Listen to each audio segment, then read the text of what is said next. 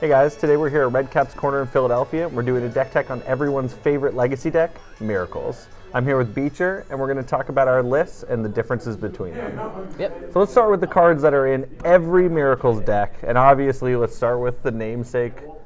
Well, not really the namesake, but let's start with Sensei's Divided Top and Counterbalance. Yep.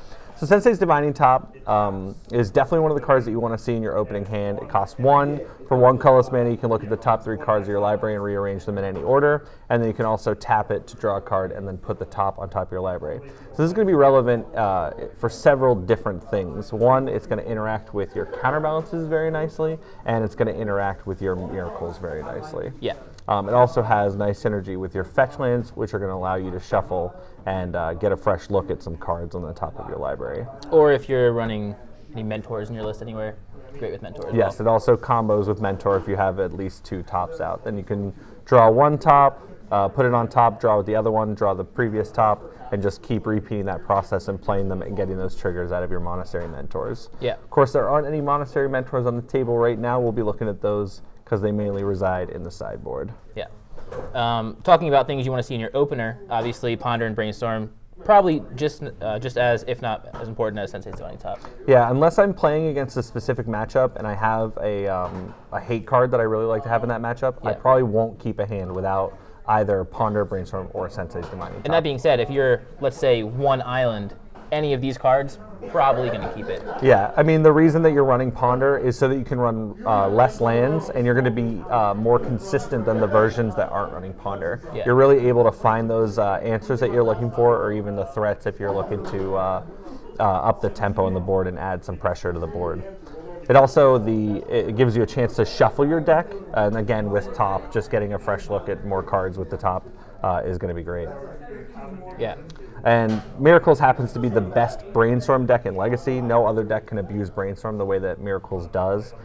It's great with top. It's great with Counterbalance. It's great with Miracles, and it's also great with fetch lands. And there are also some hidden synergies with like Brainstorm, Legendary Creatures, and Karakas with Counterbalance triggers on the stack, which can be really fun and interesting. If you have a Counterbalance in play, when your opponent plays something, let's say they play a 3-drop, and you put the Counterbalance trigger on the stack, and you have a Vendilion Clique in play, which is a 3-drop creature, but it's legendary, so you can return the legendary creature using your Karakas, and then after that's in your hand with the Counterbalance trigger still in the stack, you can cast a Brainstorm to then put that creature on top of your library to reveal it to the Counterbalance trigger. Cool. So let's talk about, I guess, the Miracles.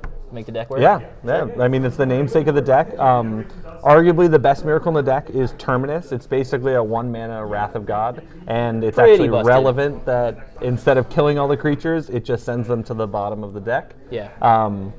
So there are certain things in Legacy that make it not as good. If your opponent is maybe running a deck with Dryad Arbor, they're still going to be able to find that Dryad Arbor even after you tuck it. But for a lot of other creatures, it is really relevant. So like if you play against Merit Liege, not only is your opponent going to make that Merit Liege token probably on your end step, it's also indestructible. So no Wrath effect would be able to kill it anyway, whereas Terminus is going to basically get rid of the token because it's a token, so it can't actually go on, on the bottom of the library. The other miracle in the deck is, of course, Entreat the Angels, and your list is running 1, my list is running 2. I'm not running the Enlightened Tutor package, but we'll get to that. So Entreat the Angels is just great against like the bug decks or Jund. Basically, any of the decks that don't really have a way to deal with your instant speed, end of their turn army of flying 4/4s. I mean, let's be honest, you're going to be swinging for 20 the next turn, if necessary. You usually want to make about 4 angels. You only need to deal about 16 damage because of like fetch lands or your list isn't running it, but I also have Snapcaster Mage and Vendilion Clique, so sometimes you get in those other points of damage. Yeah. And then you only need 4 angels to win, but of course, just go if you have the mana and you can still play around everything. Even just playing one angel sometimes will get there. I mean, you obviously want to play around Spell Pierce and all that kind of stuff. Yeah. So sometimes just making an angel when you have the opportunity and then just protecting it, you can get there with that in a couple turns. Like if you're playing against Cloud Post, you are the aggressor in that matchup, and in that matchup you kind of want to make as many angels as quickly as possible so you can just get on the beat down plan. Even if it's just for 1 or 2. Like if you can still protect it and stop them from advancing their board, you'll be able to kill them in enough time before they start slamming their bigger threats. Right. So I guess swords. We didn't mention swords, but it's pretty much. Yeah, Swords pretty obvious. Plowshares. I mean, it's a classic card. It's the best removal in Legacy. It's basically the best removal in all of Magic. 1 mana instant, exile any creature, and they gain life, which is basically irrelevant because we're the control deck most of the time. We don't really care. And our opponent's life total is, like I said, it's irrelevant. Yeah. Force of Will, obviously another necessity because we are playing Legacy. Yep, we are playing Legacy. There are combo decks that can win on turn 1. It's a necessary evil, really. It's probably the worst card in the deck. It can be pretty bad, and it gets sideboard out, especially against like any of the Hymn to Torok decks or any most of the black. You don't want to decks. hymn yourself against them. Yeah, you can't really afford to hymn yourself after they hymn you, and you're not going to be able to counter their abrupt decays anyway. So most of the things that you're not going to really be able to counter the stuff that's stopping you from doing what you're trying to do. Right.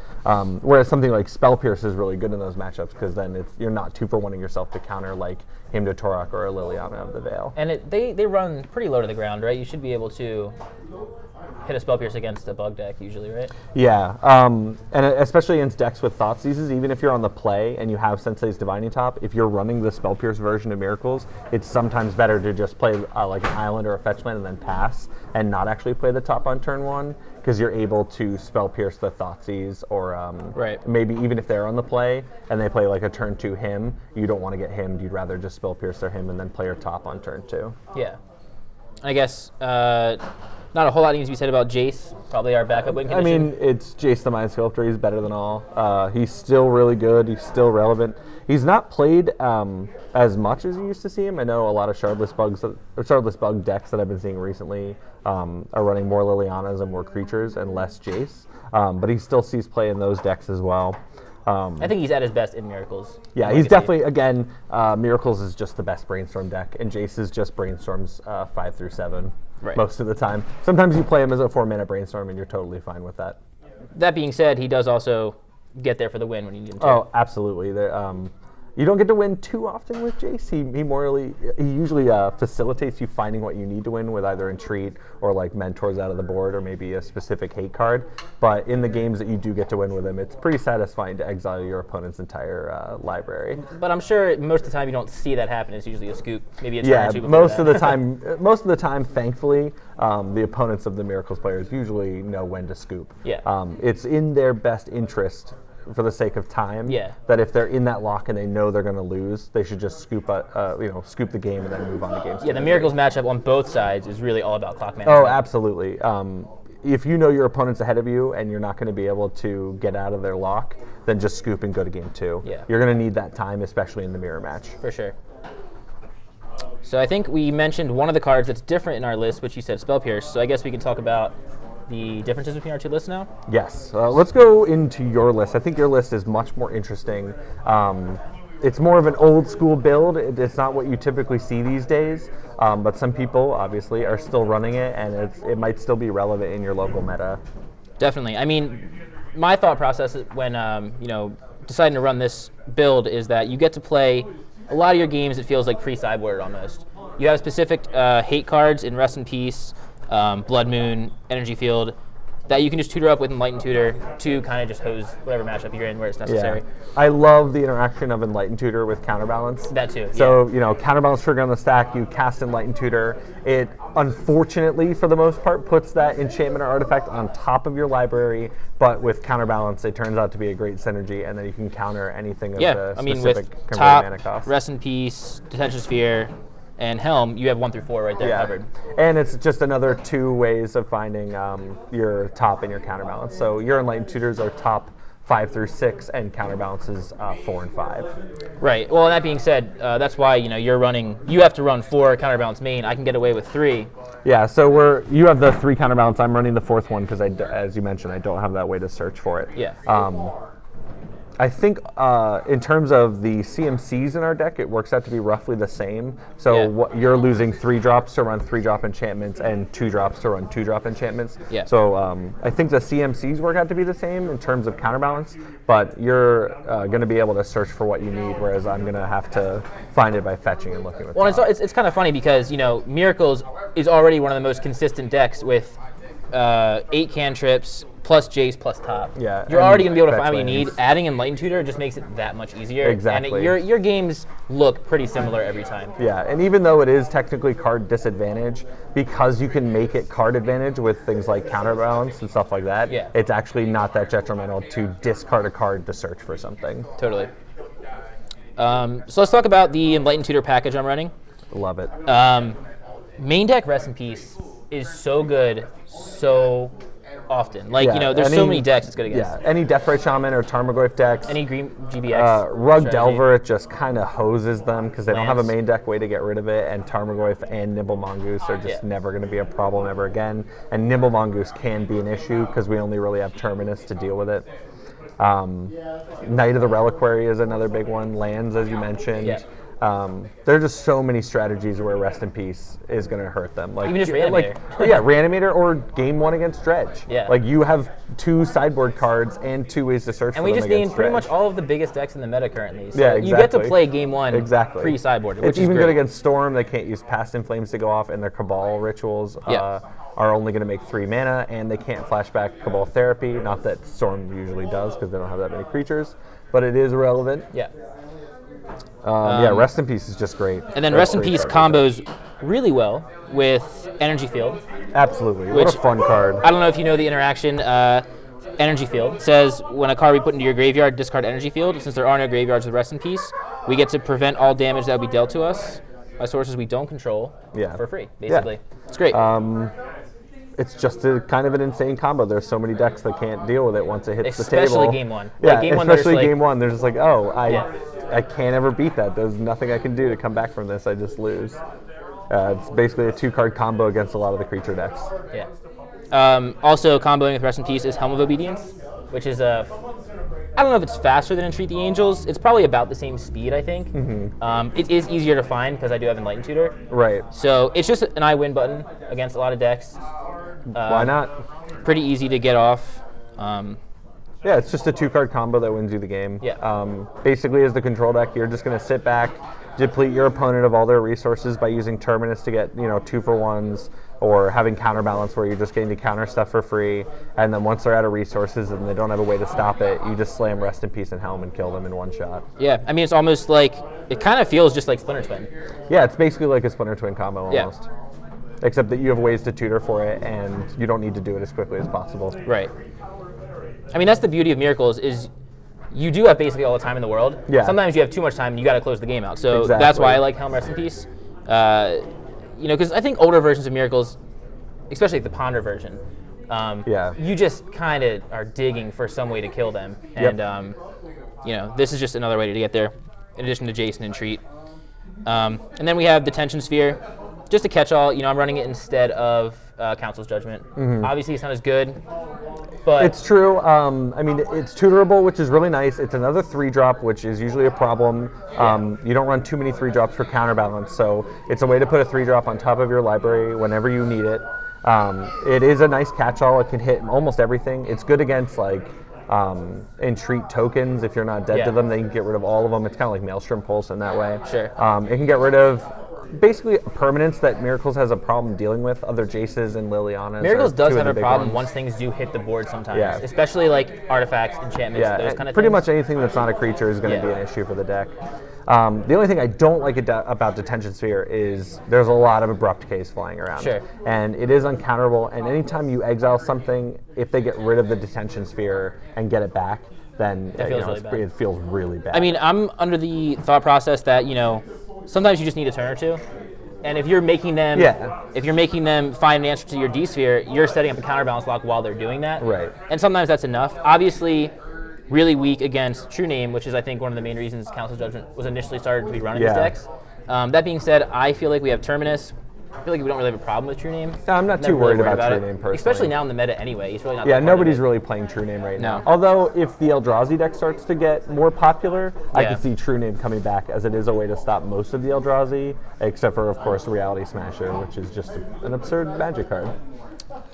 I think we've already talked about that card on Yes, the channel yes, enough. we have. The other thing about Detention Sphere I don't like is you can't expect your opponents to be bringing in Pyroblast and Red Elemental Blast out of their board, and if it is a matchup where you're keeping the D-Sphere in, you also run the risk of losing it to a Pyroblast type effect. But again, it is kind of all about overloading the targets they need to hit. Mm-hmm. If you can, at any point, make them have to choose between Counterbalance or a D-Sphere, and they pick the D-Sphere, I don't think you're that mad about it. Or Jace in the Counterbalance. Yeah, or Jace in the Counterbalance. D-Sphere. Would you really be mad about losing a D-Sphere over that? I mean, it's not really... Not to mention, once you get Counterbalance in play, it's so hard for your opponent to resolve a 1-drop anyway, that the odds of the Pyroblast being relevant is way less relevant than an Abrupt Decay. Totally. Then the last E-Tutor target we have is Blood Moon. Yeah, you gotta have a Blood Moon somewhere. You know, I love Blood Moon. Yeah, it's just an insane magic card. It just shuts down so many strategies. It's good against lands, all the Maverick decks. It's even good against the Eldrazi deck. Yeah. And there are matchups where it's just not even dead in game one. Like, even against Elves and D&T, it's not bad. You can shut off their Wastelands and their Rashad imports. Yeah. You just need to make sure if you're playing Blood Moon in the main deck that you fetch accordingly. Yeah, of course. Yeah. And I mean, I think as a Miracles player, it behooves you. Nice. There's that word behooves again. There it is. It behooves you to fetch basics anyway. I mean, typically, as a Miracles player, you don't ever really need a dual land. Yeah, as a Miracles player, you just want to be hitting your land drops every single turn. Like, if you're hitting your land drops and you're not dead yet, you have an out to pretty much everything. Of course, yeah. And I think that, you know, our decks are actually built to be Wasteland proof and Blood Moon proof. So it's basically no downside to playing it in the main. Yes. With Enlightened Tutor. And mine is actually built to be needle proof. Shout out to Chris Rowland. I hate you. I actually lost a game in round 10 at Eternal Extravaganza to a Pithing Needle on Arid Mesa. So since then, I have diversified my fetch lands. So where you're running the 4 Scalding Tarn, I'm running 2 Polluted Delta, a Misty Rainforest, and 1 Scalding Tarn. As long as they're blue fetches, it doesn't matter because we're not running a mountain or a plateau. So as long as they can fetch Island, Volcanic Island, and Tundra, any blue fetch will work. I just couldn't bring myself to do it. Yeah. I can't. It just looks too weird. This looks so pretty. I just don't want to get Pithing Needled or surgically extracted out of any game, especially if it's in a tournament. Yeah, fair enough. Exactly. I have the Council's Judgment, like we talked before. It's kind of like a catch-all. There's a lot of Chalice of the Voids running around recently, and Trinispheres and stuff like that. Also a lot of Lilianas and opposing Jaces. And Miracles has a problem with non-creature permanents, so Council's Judgment is my way to kind of get them off the table. But I also have access to Snapcaster Mage, so I can flash back my Council's Judgment and get extra value out of it. I guess it does. We should have said that, you know, my list is running no creatures main deck. Yeah. So I think it's nice that the removal's all dead, but I do, you know, in running Rest in Peace, I'm losing the utility of Snapcaster Mage, which I do miss some games. Yeah, my list is much more utility-based, and yours is much more controlling and then win the game based. Yeah. Snapcaster's a great card though. It's just all around fantastic. It's another 2-drop for Counterbalance, which is really relevant. Sometimes you just get to win with Snapcaster beats, which is hilarious. You basically just get them in the Counterbalance lock and then play your 2/1. You're a little ambush viper, and then you get to go to town. Yep. I was running 2-click for a really long time, but I just recently made the switch. I put 1 click on the board, and then I brought the Council Judgment back into the main deck. There's just, again, a lot of Lilianas and other permanents that I need to get rid of. We talked about it earlier. I'm running the 4th Counterbalance because I don't have the Enlightened Tutor. And then I'm running the 2nd Entreat the Angels as a way to just close out the game instead of the Helm Rest in Peace combo.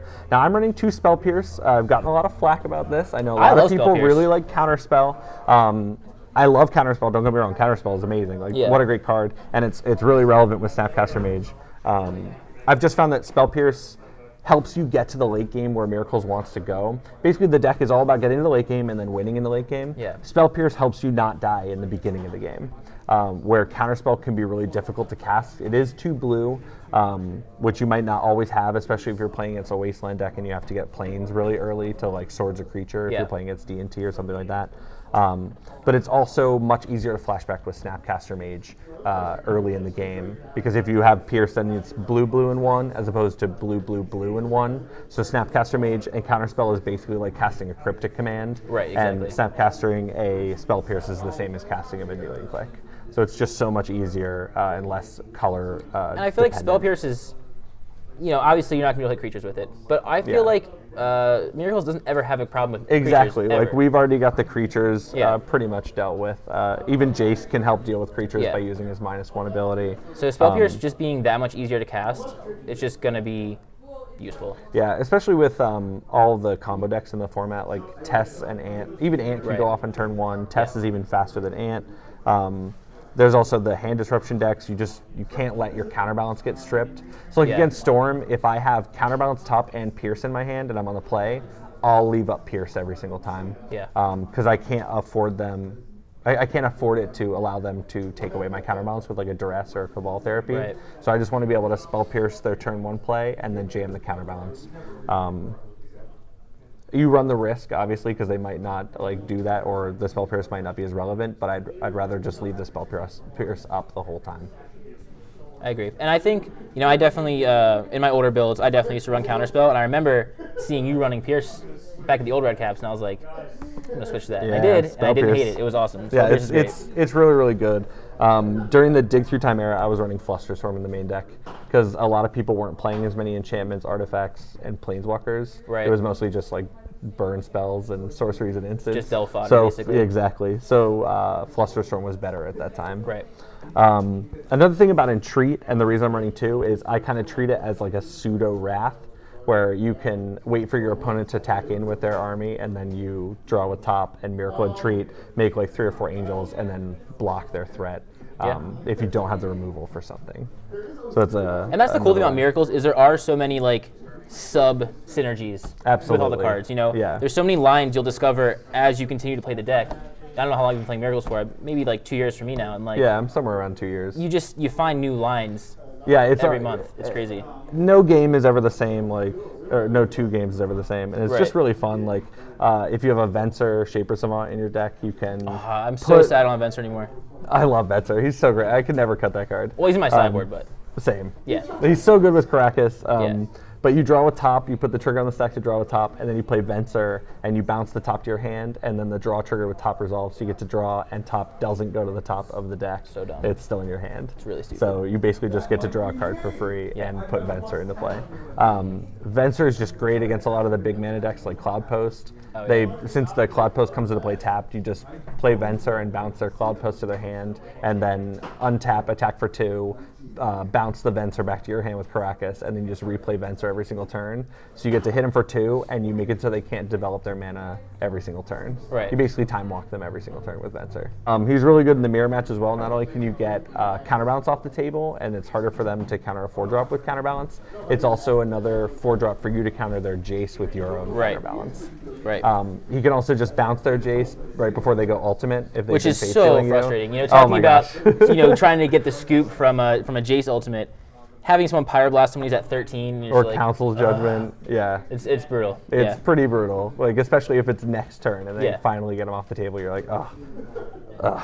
That's happened to me many a times. Yes, many times. Yeah. What else do we have to talk about? I think that's basically it. Are there any other stories or any good moments that you have playing the deck before we move to sideboards? I mean, I know you talk about blind flips. Oh my gosh, blind flips. And I was trying to figure out on my way over here, what is my favorite blind flip with this deck? And then I realized it's just every time it happens. I guess whenever it happens, it's that's amazing. A really fair assessment. It's just so demoralizing to your opponent if you're just like, trigger. Absolutely, I'm so sorry I've been doing this to you. I was playing against my friend Mark. We do a lot of legacy testing together, and I played turn 1 top off of an island, and then I had a plains in my hand. Untap, play another island, play Counterbalance. He plays Knight of the Reliquary, and I blind flip Blood Moon. So then I untap, play Volcanic Island, play Blood Moon, and then I still had the plains in my hand, so I had access to all my colors, and that's pretty much game. That's what this deck does, though, and you think it it's legacy. The mana costs are predictable. Yeah. So blind flips happen a lot more than they should, I think. Oh, absolutely. Especially if you're playing if your opponent's playing a 1-drop, you have such a high percentage of countering that spell. Yeah. One of my favorite things with Counterbalance is you can use it to scry. So if you don't have a top and you don't know the top card of your library, but you have a fetch land in play, if your opponent plays a spell, you get to reveal, and then you get to decide whether or not you want to draw that card because you can just fetch it away. Kind of the same way that Delver players can use their Delvers to do the same thing. Yeah. One of my favorite things with Counterbalance is when your opponent plays something and you flip to Counterbalance and it's Terminus, and the thing they just played was a creature. So you can just always see your opponent play it and then kind of get ready to put their creature on the bottom of their library. Yeah. That's always really funny. You're like, oh shoot, I didn't counter it, but it's all good. I guess that's okay. Yeah, it's fine. So let's talk about, what do you think the best matchup is for this deck? I mean, there's a lot of them. There's a lot of good really matchups. I really like the Storm matchup. Yeah. I feel like Counterbalance is just so good in that matchup, and then you also have like Force of Will and Spell Pierce. Yeah. And on the sideboard, you get a lot of hate Red that we'll look Blast, at in a all little that bit. Yeah, Flusterstorms, Red Blast, even Venser and another Clique in my version is really helpful. Yeah. You might not think about Venser being the best card in that matchup, but it's hilarious how good Venser is against Storm. When they go to resolve their Infernal Tutor and they crack LEDs, so they're Hellbent, you play Venser and bounce a land to their hand. So they have to look through their library for a land, and they can't get they're not Hellbent anymore. I've never even thought of doing that. So they can't get whatever they want. Oh, that's really good. That's awesome. At the Philly Legacy Series event that you and I went to 2 weeks ago, I played against a Storm player, and he flashback Past in Flames, and I cast Venser and bounced it.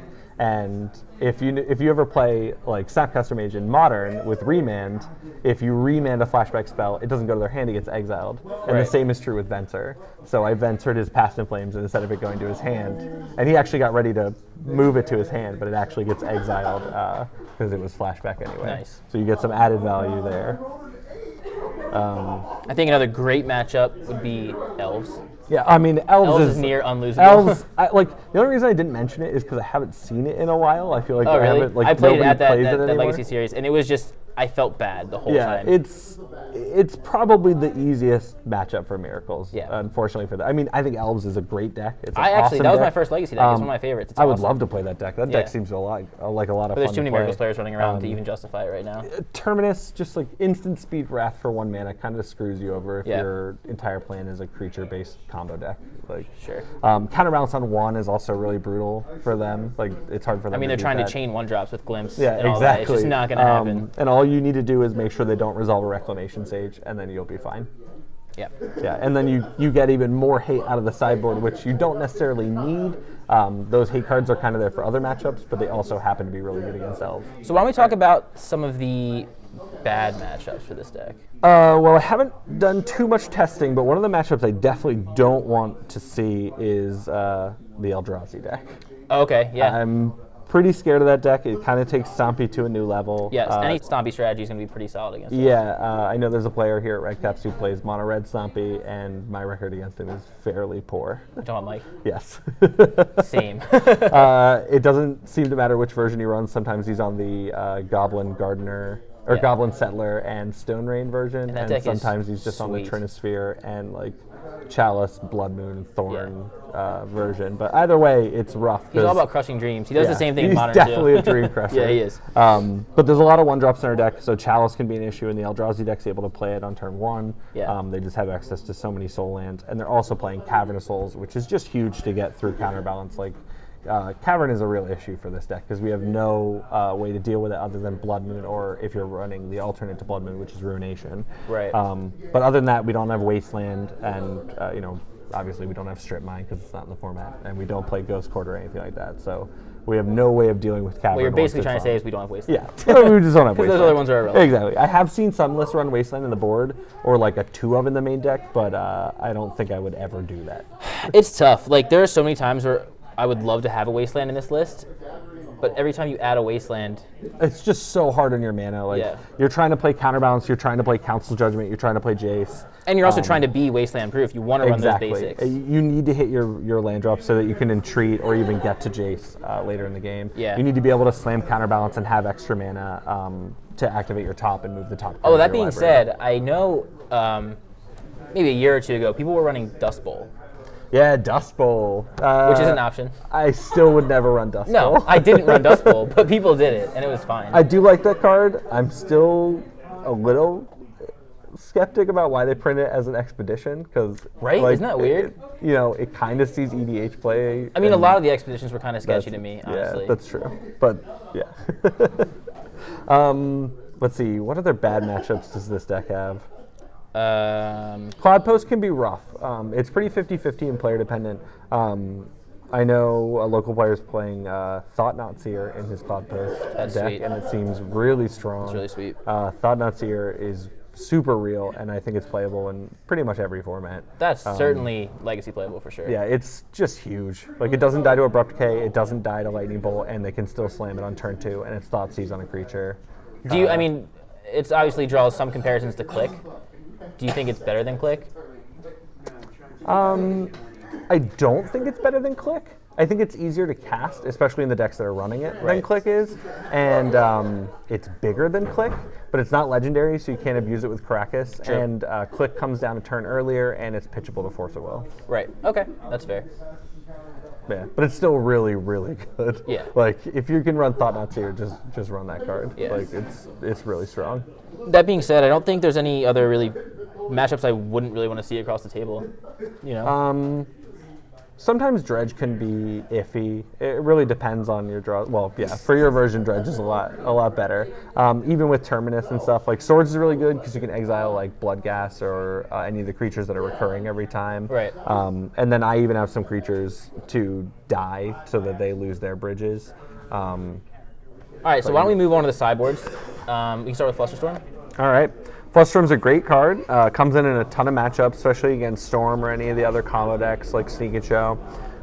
It's even great in the mirror match. So like when your opponent tries to entreat for a bunch, or if you have like a huge fight over like a Jace or a Counterbalance or something, you have a way to just finish it all off. And I mean, anytime any of the action's happening on the stack as opposed to the battlefield, it's a great card to bring in. Yeah. It's unfortunate how expensive the card is, and hopefully it'll see a reprint, like either in Eternal Masters or maybe like a Commander product coming up. I just don't see how they wouldn't reprint it in Eternal Masters. It seems like a shoo-in. I agree. I still can't believe it wasn't reprinted in Conspiracy. So yeah, but it's a great card. Kind of annoyed that we didn't get the Conspiracy reprint because, you know, now the new one's going to be the fucking weird bubble border dumb bullshit thing, which I hate. Yeah, you do. I do hate it. You do hate it. I hate it a lot, actually. Yeah, you do. More than I should. I'm getting really heated right now. I know. You talk about it all the time. Yes. So, that being said, you know, it would be nice to get, I mean, we already have R2, so obviously not a big deal. Yes. But for, you know, newer players, people getting into Legacy, it would be nice to see that come down. It's a counterspell. Yeah, and it's a sideboard card. It's a sideboard counterspell. And a lot of the times, it ends up being just Spell Pierce. Yeah. So, like, $65 is a lot for this card. If it does get reprinted and we can bring it down to 30, I think that'd be totally reasonable. Another great thing about Flusterstorm, though, which isn't relevant in your list, but it is in mine, is that it's great with Snapcaster Mage. Like, it's one of the best spells to snap back, especially against like Storm and the combo decks. For sure. It's so cheap and it's just so effective. But don't forget, the Storm Trigger can be stifled. So yes. Don't fall into that trap. That is true of any Storm Trigger, though. So. Yes, it is. So the next card that we're both running is Venser, Shaper Savant. We talked about him a lot while we were looking at the main boards, but we didn't talk about how you are running the incorrect artwork, though. We did not mention that. That's true. Thank you. But now it's mentioned for them. Yes, of course. Okay. Of course. Venser's just great in so many matchups. He really shines in the mirror match or against Cloud Post.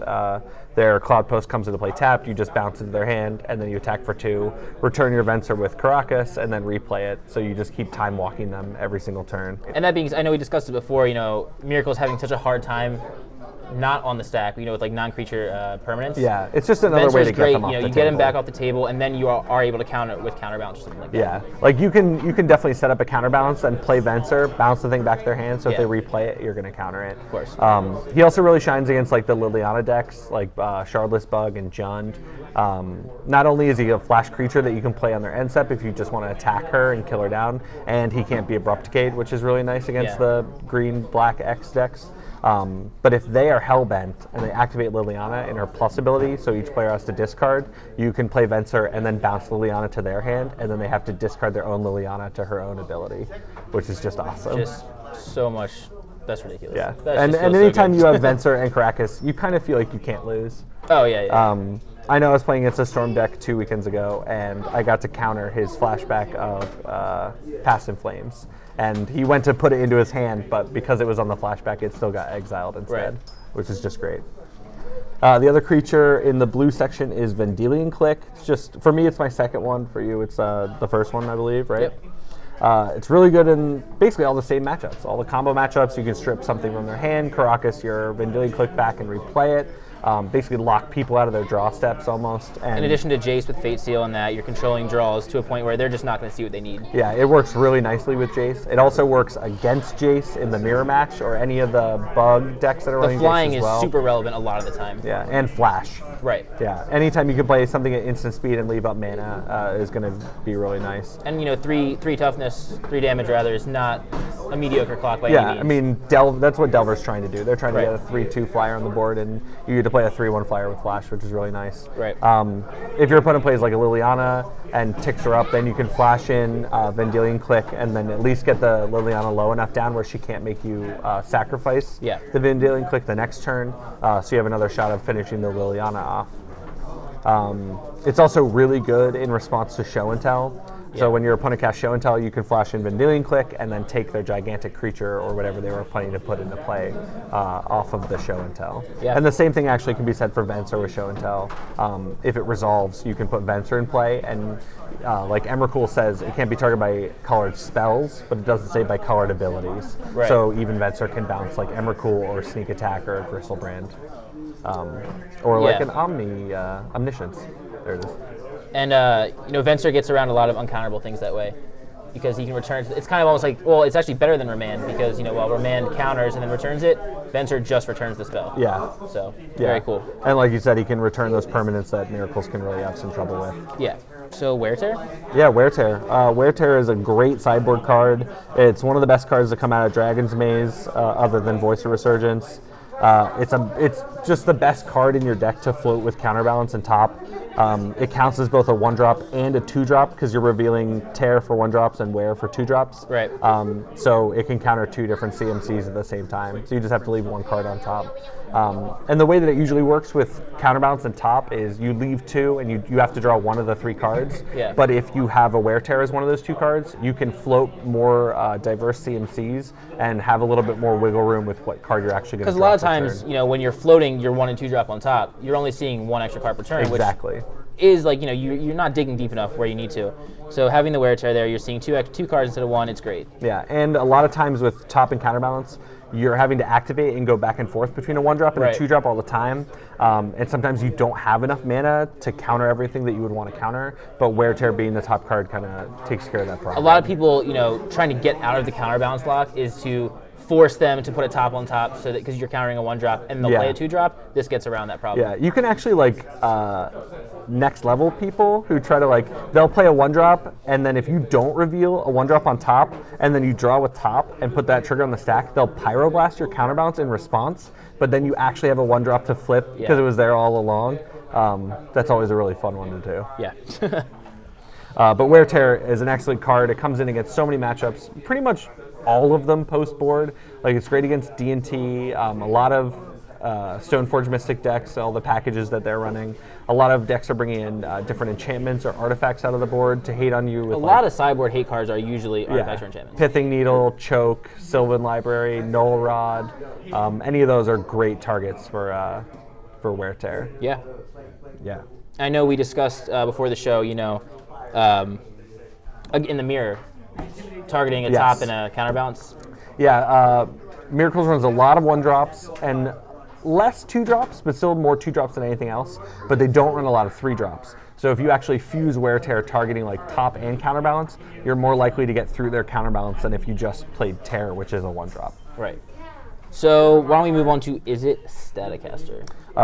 This is, again, one of my favorite cards out of the sideboard. It's got so many applications. It's great against all the Young Pyromancer decks. You can kill Young Pyromancer and then kill off all the tokens. It's great against D&T, like Thalia, Mong, Flickerwisp, Mangara, Phyrexian Revoker. All those creatures have 1 toughness, so you're just able to kill them off whenever you want. Yeah.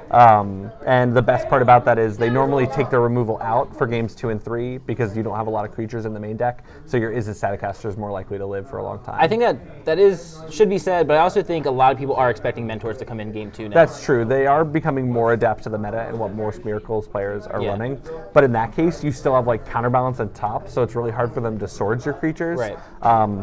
Or you can bounce your creatures with either Venser or Jace. Obviously with Jace you wouldn't be able to do it in response to swords.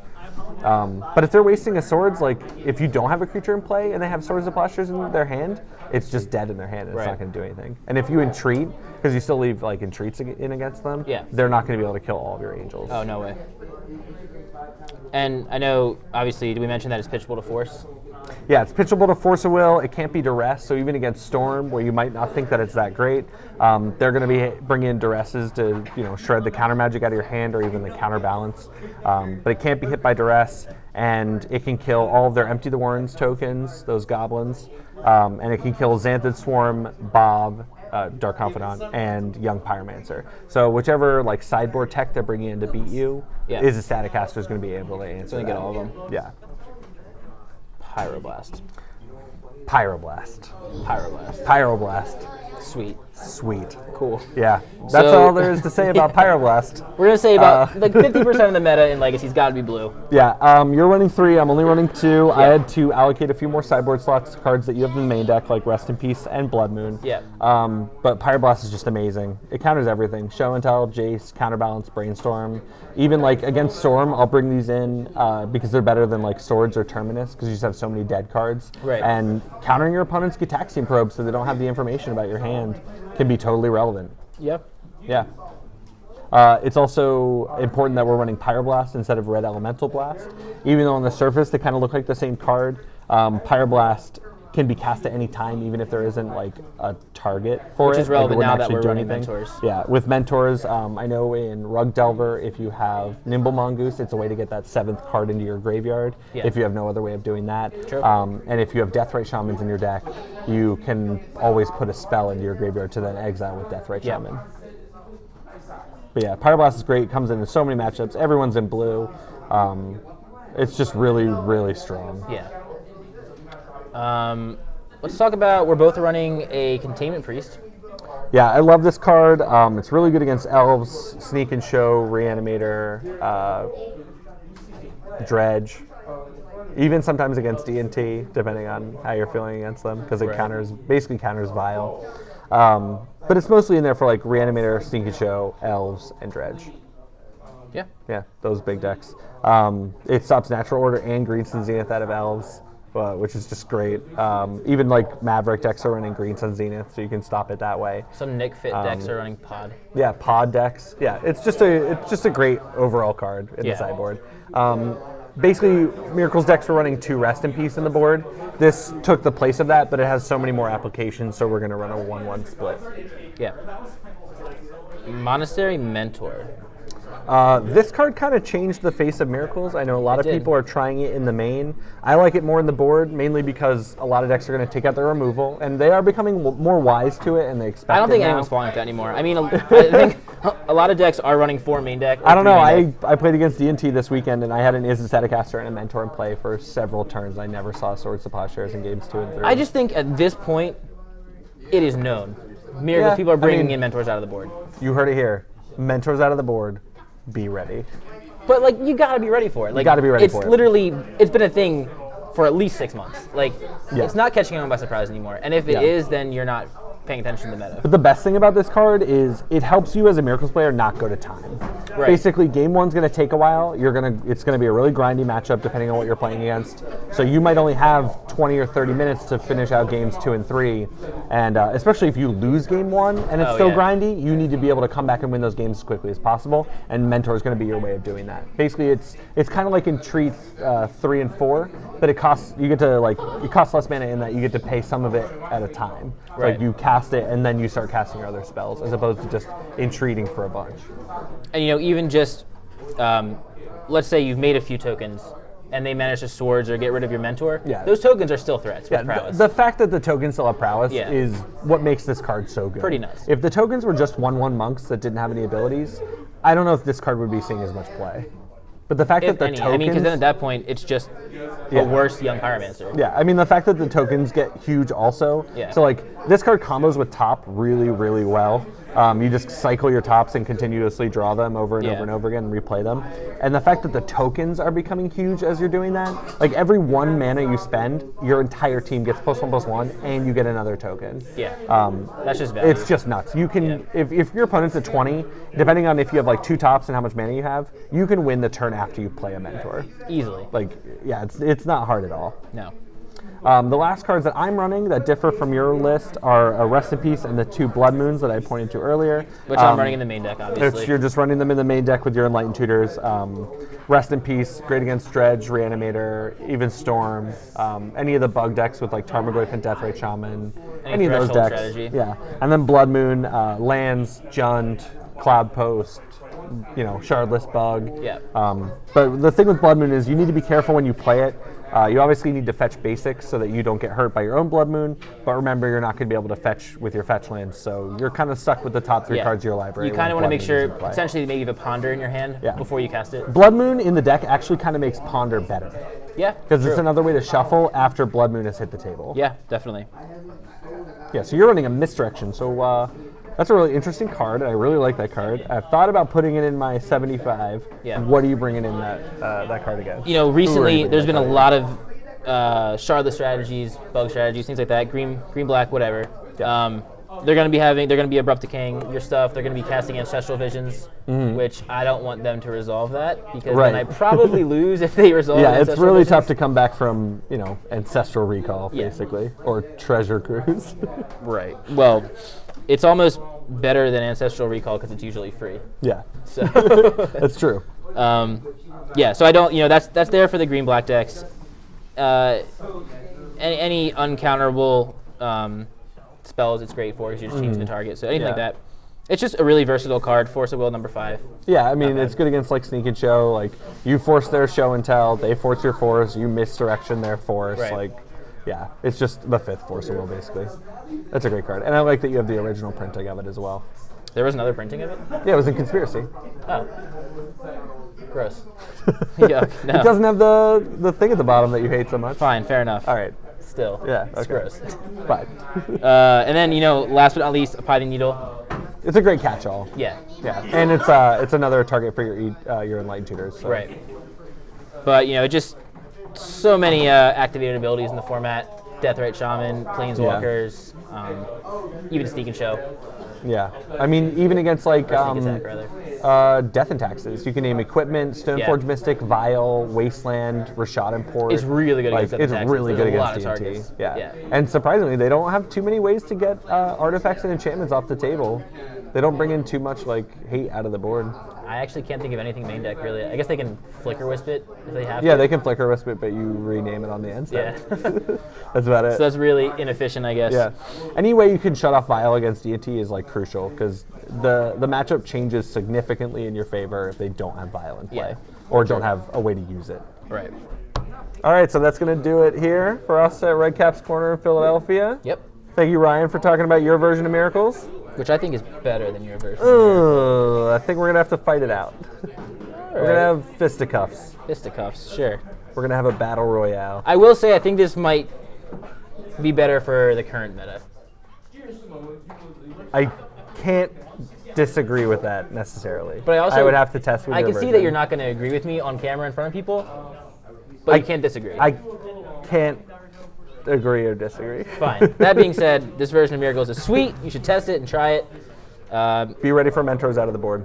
Always, they're always coming. They're coming in. Except I pretty much now bring I'm them not in gonna against bring them in, everybody. Yeah. I usually take 2 Entreats out and bring in 2 mentors. So you can expect mentors out of the board if they're not already in the main deck. Cool. All right. Well, that should do it. Are we done? Awesome. Are we done? Are we done? Are we done? All right, we're done. We're done. I don't know how you're going to edit that, but have fun with that.